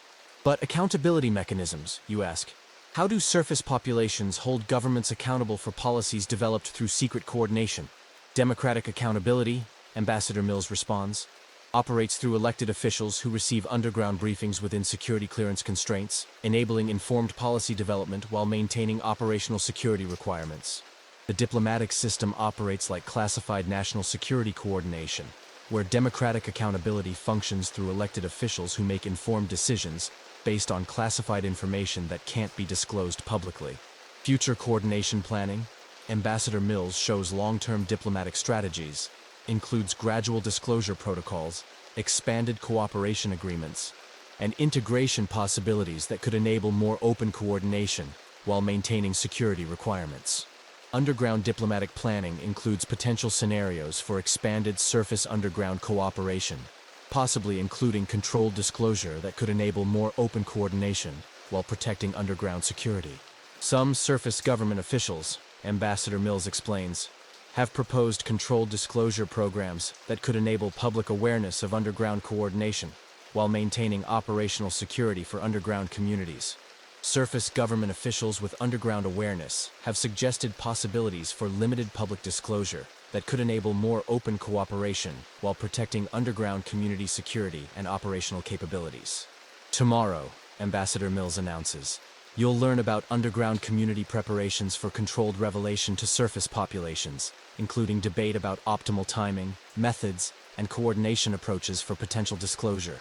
The diplomatic facilities and ongoing government coordination emphasize how underground communities have been influencing surface policy development for generations while maintaining complete secrecy about their existence and involvement. Meanwhile, you find yourself in the most sensitive facility you've encountered yet, where Chief Planning Officer Dr. Amanda Chen describes humanity's most carefully planned disclosure operation, while the controlled underground environment becomes completely normal compared to discovering that underground communities are actively preparing for controlled revelation to surface populations, with detailed plans for managing the psychological, social, and political impacts of disclosure. The Revelation Planning Center occupies high-security facilities with comprehensive analysis of surface population psychology, social stability factors, and communication strategies for managing the revelation that millions of people have been living in hidden civilizations beneath major cities worldwide. Dr. Chen, whose background includes psychology, communications, and political science from surface universities. Coordinates planning that could fundamentally transform human civilization. Revelation protocol development, Dr. Chen explains while showing planning documents spanning hundreds of pages, includes comprehensive analysis of surface population psychological readiness, social stability requirements, political coordination needs, and communication strategies for controlled disclosure of underground civilization existence. The planning scope is unprecedented. Detailed analysis of how surface populations might react to learning about underground civilizations. Strategies for minimizing social disruption. Coordination with surface governments for managed disclosure. And preparation for fundamental changes in human social organization. Surface population psychological assessment, Dr. Chen shows research data spanning decades. Indicates approximately 23% of surface populations demonstrate psychological readiness for underground civilization disclosure. 54% require preparation and gradual introduction, and 23% present high risk for adverse psychological reaction. Underground psychologists have been studying surface populations to determine optimal disclosure approaches that minimize psychological trauma, social instability, and political disruption, while enabling successful integration between surface and underground civilizations. Gradual disclosure strategies, Dr. Chen explains while showing communication plans, include controlled leak programs, fictional media preparation, academic research introduction, and government coordination that gradually introduce underground concepts before direct revelation. The disclosure planning includes sophisticated communication strategies that prepare surface populations psychologically before direct revelation, using entertainment media, academic discussions, and controlled information leaks to reduce shock and enable gradual acceptance. Science fiction media coordination, Dr. Chen demonstrates with specific examples, includes underground influence on surface entertainment that introduces underground civilization concepts as fictional scenarios, enabling surface populations to consider possibilities without psychological threat. Underground communities have apparently been influencing surface science fiction, films, television, and literature to introduce underground civilization concepts as entertainment, psychologically preparing surface populations for eventual revelation. But the social disruption risks, you ask, revealing that underground civilizations have existed secretly while providing municipal services and economic support, could cause massive social instability. Social stability analysis, Dr. Chen responds while showing crisis management plans, indicates controlled disclosure through cooperation with surface governments, gradual revelation timelines, and emphasis on mutual benefit reduces social disruption risks while enabling successful integration.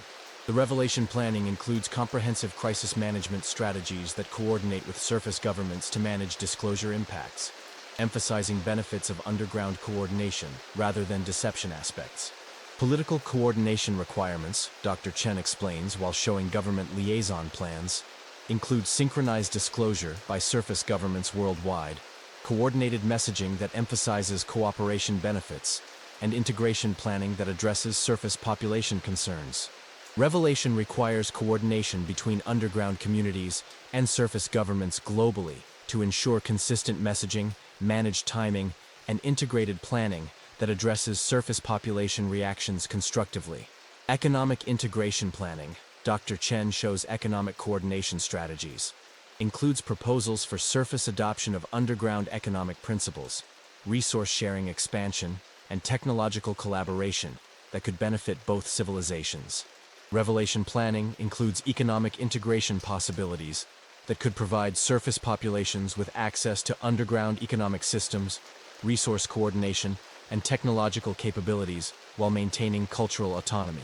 Some theorists believe, Dr. Chen notes, that successful civilization integration requires voluntary cooperation rather than forced disclosure, achieved through demonstrated benefits and gradual cultural exchange rather than revelation shock. The revelation planning prioritizes voluntary integration based on demonstrated benefits rather than forced disclosure that could create resistance, conflict, or cultural domination concerns. Technological collaboration proposals, Dr. Chen explains while showing research coordination plans, include surface access to underground transportation networks, agricultural systems, energy technologies, and educational approaches through voluntary cooperation agreements. Revelation could enable surface populations to access underground technological capabilities through cooperation agreements that improve surface quality of life while maintaining underground community autonomy. Cultural preservation planning. Dr. Chen shows cultural coordination strategies, ensures revelation and integration processes preserve both surface and underground cultural characteristics while enabling beneficial cooperation and resource sharing. Integration planning emphasizes cultural preservation for both civilizations, rather than assimilation that could eliminate cultural diversity and unique social organization approaches. Surface government coordination status. Dr. Chen shows diplomatic progress reports, indicates increasing surface government official support for controlled disclosure, with preliminary agreement from surface officials in 37 countries for managed revelation coordination. Surface governments with underground awareness increasingly support controlled disclosure that could enable expanded cooperation while managing social and political impacts through coordinated planning. Revelation timeline considerations, Dr. Chen explains while showing scheduling analysis, include surface social stability factors, political coordination readiness, technological integration preparation, and underground community consensus development. Revelation timing depends on multiple factors including surface population readiness, government coordination preparation, and underground community agreement about disclosure approaches and integration planning. Underground community consensus, Dr. Chen shows internal discussion records, indicates 67% support for gradual disclosure, 28% support for continued secrecy, and 5% support for immediate full revelation, with ongoing debate about optimal approaches and timing. Underground communities themselves debate revelation approaches, with majority support for gradual disclosure, but significant minority preference for continued secrecy or immediate revelation. Crisis scenario planning, Dr. Chen explains while showing emergency protocols, includes responses to accidental disclosure, hostile revelation, or surface discovery that could require immediate revelation management without optimal preparation time. Revelation planning includes emergency protocols for uncontrolled disclosure scenarios that could require immediate revelation management, crisis communication, and integration planning without optimal preparation. Integration success metrics. Dr. Chen shows evaluation criteria, include surface population acceptance rates, social stability maintenance, economic cooperation development, and cultural preservation achievement through revelation and integration processes. Success measurement includes multiple factors beyond just revelation acceptance, emphasizing successful integration that benefits both civilizations while preserving cultural characteristics and social stability. Tomorrow, Dr. Chen announces, you'll face the choice that defines this entire experience: returning to surface life with this knowledge, joining underground civilization permanently, or becoming a bridge between both worlds. The revelation planning facilities and comprehensive disclosure strategies emphasize how underground communities are preparing for potential fundamental transformation of human civilization through controlled revelation and voluntary integration. The time passes, and you now find yourself at the most crucial moment of this entire experience, where Choice Coordinator Dr. Marcus Thompson describes the decision that will determine not just your personal future, but your role in the potential transformation of human civilization, while the complete absence of surface environmental uncertainty becomes a metaphor for the controlled, deliberate nature of the choice you must make. The Choice Processing Center occupies neutral facilities designed specifically for individuals who must decide between surface and underground life, or the complex option of serving as a bridge between both civilizations. Dr. Thompson, whose background includes psychology, cultural anthropology, and integration studies, has guided thousands of people through decisions that fundamentally alter their relationship with human society. The choice framework, Dr. Thompson explains while showing comprehensive analysis of your weak underground, includes psychological assessment of your cultural adaptability, evaluation of your specialized knowledge and skills, analysis of your personal relationships and surface commitments, and determination of your potential contribution to underground community development or inter-civilization coordination. You're not just choosing between lifestyle options. You're choosing between different approaches to human civilization, with implications for your identity, relationships, community membership, and contribution to humanity's social development. Option 1. Surface return. Dr. Thompson explains while showing detailed protocols, includes comprehensive debriefing, psychological support for processing underground exposure, coordination with surface life reintegration, and ongoing connection to underground communities through secure communication channels. Returning to surface life doesn't mean complete disconnection from underground civilization. You would maintain awareness, receive periodic updates about underground developments, and potentially serve as informal liaison for future coordination initiatives. Surface return participants, Dr. Thompson shows case studies, typically experience significant perspective changes about surface social systems, economic structures, political processes, and cultural assumptions. Integration support helps manage this cultural readjustment process. People who return to surface life after underground exposure undergo fundamental perspective shifts that require psychological support for readjusting to surface social systems that seem limited and inefficient compared to underground coordination. Option 2. Underground integration. Dr.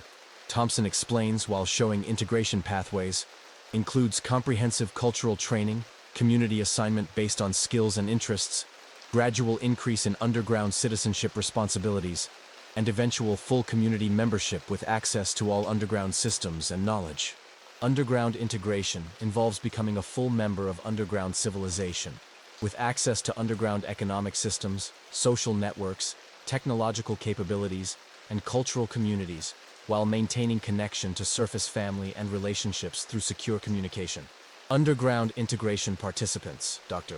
Thompson shows integration data, typically require 12 to 18 months for complete cultural adaptation, during which they receive mentorship, community support, and gradual responsibility increases that enable successful underground citizenship. Underground integration isn't immediate. It requires extended cultural learning, community integration, and psychological adaptation to social systems fundamentally different from surface approaches to human organization. Option 3. Bridge coordination, Dr. Thompson explains while showing the most complex pathway, includes advanced training in inter-civilization communication, specialized preparation for coordination responsibilities, security clearance for sensitive information access, and ongoing work facilitating cooperation between surface and underground communities. To bridge coordination involves becoming a professional liaison between civilizations, requiring advanced training in both surface and underground social systems, with responsibilities for facilitating cooperation, managing communication, and supporting integration initiatives. Bridge coordinators. Dr. Thompson shows current bridge personnel typically maintain residences in both civilizations, work on integration projects, facilitate diplomatic coordination, and contribute to revelation planning and implementation strategies. Bridge coordinators live bicultural lives professionally, splitting time between surface and underground communities, while working on projects that could eventually enable broader cooperation or integration between civilizations. Your assessment profile, Dr. Thompson shows analysis of your underground experience, indicates strong analytical capabilities, cultural adaptability, genuine curiosity about alternative social systems, and potential for effective inter-civilization communication and coordination work. Your weak underground has apparently demonstrated characteristics that suggest capability for complex bridge coordination work, rather than simple choice between surface or underground life. But the commitment implications, you ask. Each option involves different levels of secrecy, relationship changes, and life direction alterations. Commitment flexibility, Dr. Thompson responds while showing transition protocols, enables choice modification based on experience and changing circumstances. Initial choices can be revised through additional training, cultural adaptation, or role development opportunities. The choice isn't permanently binding. People can transition between roles based on experience, changing interests, cultural adaptation success, or evolving coordination needs between civilizations. Personal relationship considerations, Dr. Thompson explains, while showing family and social connection support systems, include secure communication maintenance, gradual disclosure protocols for family members, and integration support for surface relationships affected by choice decisions. Each choice option includes support for maintaining important surface relationships with secure communication systems and potential gradual disclosure protocols that could eventually enable family and friend integration or understanding. Current global coordination needs, Dr. Thompson shows staffing analysis, indicate particular demand for bridge coordinators with surface urban planning experience, analytical research capabilities, and cultural communication skills for revelation planning and integration project development. Your specific background and demonstrated capabilities suggest particular value for bridge coordination work. that could contribute to revelation planning and integration projects currently under development. Some theorists believe, Dr. Thompson notes, that successful inter-civilization coordination requires individuals who understand both surface and underground social systems deeply enough to facilitate communication, cooperation, and eventual integration without cultural domination or loss. Bridge coordination work serves larger historical purposes of enabling cooperation between different approaches to human civilization, while preserving cultural characteristics and avoiding assimilation that could eliminate valuable social organization diversity. Time considerations. Dr. Thompson explains while showing decision timelines, enable processing time for choice evaluation, family consultation through secure communication, and additional underground exposure if needed for informed decision-making. You don't have to decide immediately. The choice process includes time for reflection, family consultation, and additional underground experience if needed for making informed decisions about life direction changes. Choice impact assessment. Dr. Thompson shows long-term analysis, considers personal fulfillment potential, community contribution opportunities, relationship maintenance possibilities, and cultural development support for both civilizations. The choice evaluation considers multiple factors beyond personal preference, including how different options could contribute to cultural development, inter-civilization cooperation, and broader human social organization improvement. Decision support resources, Dr. Thompson explains while showing counseling and advisory services, includes psychological counseling, cultural mentorship, family consultation coordination, and ongoing support regardless of choice selection. Comprehensive support services ensure informed decision-making and ongoing assistance for choice implementation, cultural adaptation, and relationship management regardless of which option you select. Global coordination perspective. Dr. Thompson shows historical context, indicates that choices made by individuals like yourself contribute to broader patterns of inter-civilization relationship development that could influence humanity's long-term social organization evolution. Individual choices contribute to larger historical processes that could determine whether surface and underground civilizations remain separate, develop cooperation agreements, or achieve integration that preserves beneficial characteristics from both approaches. Standing in the choice processing center, surrounded by analysis of three fundamentally different approaches to human life and social organization, you understand that your decision represents more than personal preference. It's participation in humanity's social evolution experiment. The controlled environment and comprehensive choice support emphasize how underground civilization handles even major life decisions, with community support, detailed analysis, and long-term perspective that contrasts sharply with surface individualistic approaches to major life changes. Now that our story has reached its end, imagine yourself slowly stepping away from all of this. The gentle sound of rain on the window, thoughts beginning to drift away, and of course, that cozy blanket waiting for you. The tension of the day melts away. Your eyes are getting heavy, and the world of dreams opens softly before you. So, what did you think? Leave your thoughts in the comments below about which part moved you the most. But whisper softly. Some of you are probably already drifting off to sleep. The rain continues its eternal song, reminding us that discovery, like precipitation, happens drop by drop, but eventually transforms our entire understanding of the landscape. Good night, relax, and sleep well.